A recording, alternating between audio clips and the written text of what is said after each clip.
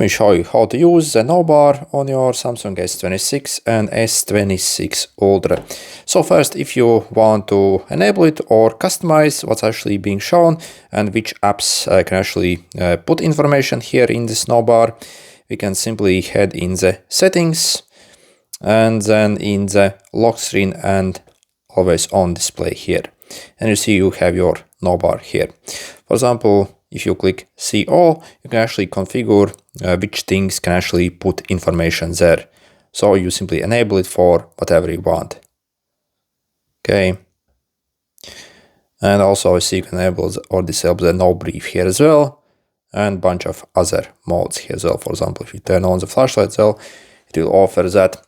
So, and yeah, for example, if you click on it, for example, it will bring you to the no brief here. Okay. So once you have actually checked your no brief, as you see, it will disappear. And also, for example, let's maybe start a timer, for example. Okay. So you see I have my timer running, and also you can see, for example, your information here. So you can also quickly tap this to, for example, cancel the timer or even pause it. So again, these options will kind of depend on each app what it has. Also, perhaps if you have more than one thing running at the same time, that is important. For example, also maybe like a stopwatch, let's say, or anything else.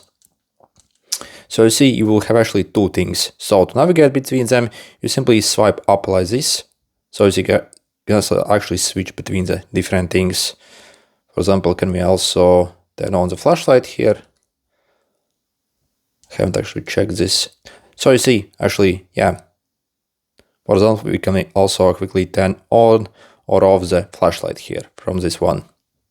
Also, if you click and hold on these, you can also go to the navbar settings here directly as well, if you want to. Okay, good luck.